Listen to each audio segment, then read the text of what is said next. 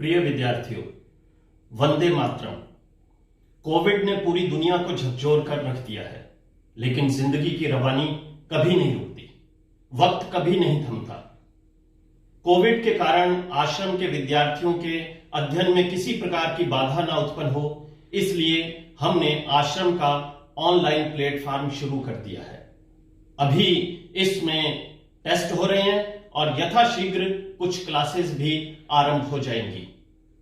मुझे बहुत सारे विद्यार्थियों के बहुत सारे संदेश प्राप्त हो रहे हैं, क्योंकि आश्रम के इस ऑनलाइन प्लेटफॉर्म के साथ पुराने विद्यार्थियों के साथ साथ नित नए विद्यार्थी भी जुड़ते जा रहे हैं। नए विद्यार्थियों के बहुत सारे प्रश्न हैं कि तैयारी किस प्रकार से करें, कैसे करें। इन्हीं बातों के उत्तर के लिए आज का ये वीडियो हम लोगों ने तैयार किया है। मैं एक फार्मूले का जिक्र यहां पर करना चाहता हूं। इस फार्मूले को जो नाम मैंने दिया है वो है TPW का फार्मूला। TPW का फार्मूला। T का आशय है टारगेट यानी कि लक्ष्य। P का आशय है प्लानिंग यानी कि योजना, और W का आशय है वर्क अर्थात मेहनत। ये तीन बड़ी ही महत्वपूर्ण बातें हैं। सबसे पहले बात करते हैं टारगेट यानी कि लक्ष्य की। विद्यार्थी के लिए यह जरूरी है कि सबसे पहले वह अपने लक्ष्य का निर्धारण करे। लेकिन लक्ष्य की एक खासियत मैं आपको बताना चाहता हूं, और वो खासियत है कि लक्ष्य एक बार में एक होता है। एक बार में एक होता है, यानी लक्ष्य एक साथ दो नहीं हो सकते। आपको एक बार में एक लक्ष्य, एक टारगेट फिक्स करना होगा। हां, ट्रैक कई हो सकते हैं। मान लीजिए आप सब इंस्पेक्टर की तैयारी कर रहे हैं तो उसी का ट्रैक RAS की तैयारी है, उसी का ट्रैक IAS की तैयारी है। आप 3rd ग्रेड की तैयारी कर रहे हैं तो उसी का ट्रैक 2nd ग्रेड की तैयारी है, उसी का ट्रैक 1st ग्रेड की तैयारी है। टारगेट और ट्रैक दो शब्द हैं। आपको एक बार में एक ही टारगेट को फॉलो करना है। लक्ष्य निर्धारण में कुछ चीजों का ध्यान रखा जाता है, जिसमें सबसे पहली चीज है आपकी 10th और 12th की परसेंटेज, आपकी IQ, आपकी आर्थिक स्थिति, आपकी सामाजिक स्थिति, आपकी शारीरिक स्थिति। ये सब बातें हैं जो आपको ध्यान रखनी होती हैं। अब बात करेंगे योजना की। यह बड़ी महत्वपूर्ण बात है। मेरा यह मानना है कि योजना बनाना आपके टीचर का, आपके अध्यापक का, आपके उस्ताद का काम है, बच्चे का काम नहीं है। यानी कि योजना आप अपने गुरुजी को बनाने दीजिए।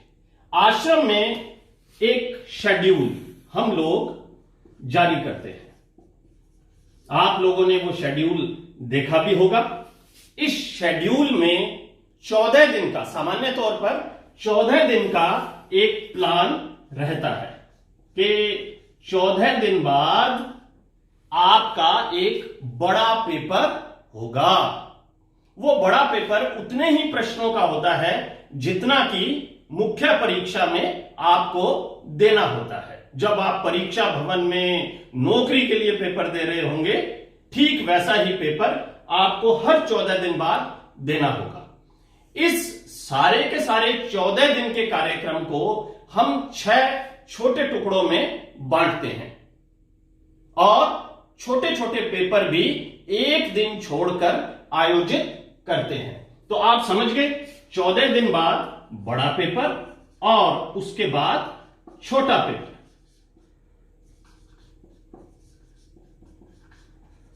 छोटा पेपर एक दिन छोड़कर आयोजित किया जाता है। एक हफ्ते में 3 छोटे पेपर और 2 हफ्तों में 6 छोटे पेपर और फिर बड़ा पेपर। हर पेपर का एक रिजल्ट निकाला जाता है जिसमें आपकी रैंक भी निर्धारित की जाती है कि आप इस स्थान पर हैं। अब यहां पर बच्चों का यह प्रश्न उत्पन्न होता है कि वो कैसे करें। अभी तो हमने ज्वाइन किया है, अभी तो हमें बहुत सारी बातें पता ही नहीं है। जो हमारा पिछला काम रह गया उस काम को हम कैसे पूरा करेंगे, आगे की क्या योजना होगी। मुझे लगता है कि इन प्रश्नों पर एक विद्यार्थी को चिंता नहीं करनी चाहिए, अपितु उसे दिए गए शेड्यूल पर फोकस करना चाहिए। उस शेड्यूल को आप अच्छी तरह से पढ़ें और इस बात का प्रयास करें कि आप उसमें अधिक से अधिक अंक जुटा सकें।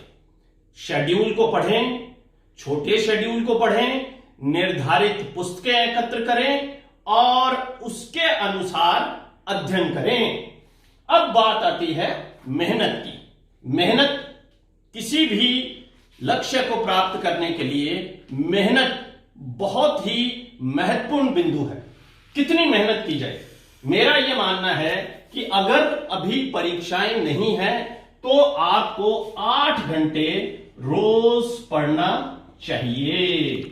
8 घंटे की स्टडी हो, शेड्यूल यानी कि योजना आपके पास है और आप 8 घंटे उसका अध्ययन करें। 2-2 घंटे की 4 सिटिंग उतारें और जो शेड्यूल आपको दिया गया है उसके नोट्स बनाएं। नोट्स बनाना यानी कि लिख लिख कर याद करना अत्यंत महत्वपूर्ण है। कई बार यह प्रश्न उत्पन्न होता है, हमें तो नोट्स बनाने नहीं आते। मैं आपको बता दूं कि नोट्स कोई एक बार में नहीं बनते। खासकर जो नया विद्यार्थी है उसके नोट्स एक बार में नहीं बनते, लगातार उसे नोट्स बनाने पड़ते हैं और शुरू में नोट्स बड़े विशाल होते हैं, लेकिन धीरे धीरे जैसे जैसे बच्चा सीखता जाता है उसके नोट्स कम होते चले जाते हैं। तो आपको इस फार्मूले को ध्यान रखना है। लक्ष्य, टारगेट फिक्स करें। टारगेट फिक्स करने से पहले अपनी 10th-12th की परसेंटेज, अपना आईक्यू, अपनी आर्थिक स्थिति, अपनी सामाजिक स्थिति, अपनी शारीरिक स्थिति का भी ध्यान रखें। योजना बनाना आपके अध्यापक का काम है। आश्रम योजना के रूप में एक शेड्यूल देता है जिसमें सामान्यतः 14 दिन बाद एक बड़ा पेपर लिया जाता है और 14 दिन में 6 छोटे पेपर भी आयोजित किए जाते हैं। हर शेड्यूल का, हर पेपर का एक परीक्षा परिणाम जारी किया जाता है कि आपने इतने अंक प्राप्त किए और आपकी ये रैंक रही। बात आती है मेहनत की, तो मैं बता ही चुका हूं कि आपको 8 घंटे रोज पढ़ना चाहिए। अगर अभी तुरंत परीक्षा नहीं है, ऐसी स्थिति में जब परीक्षा बिल्कुल पास आ जाए तो ये समय अवधि बढ़ाकर 12 घंटे कर दीजिए। नोट्स बनाएं, यानी कि लिख लिख कर याद करें। ये मत सोचें कि आप तो आश्रम से अभी जुड़े हैं तो आपका पिछला काम आपको किस प्रकार से करना होगा, अगला काम किस प्रकार से करना होगा। यदि आप गोल अचीव करना चाहते हैं तो आपको निर्धारित पाठ्यक्रम को 6 बार दोहराना होगा। इसके लिए मैं 6 राउंड थ्योरी शब्द का प्रयोग करता हूं। तो जब आप किसी पाठ्यक्रम को 6 बार दोहराते हैं, उसे लिखते हैं, तो वो आपको कंठस्थ हो जाता है। तो मुझे लगता है आपको काफी बातें समझ में आ गई होंगी, खासकर नए विद्यार्थियों को। अगर आपके और भी प्रश्न हैं तो मुझे व्हाट्सएप कीजिए, मैं उसका जवाब दूंगा।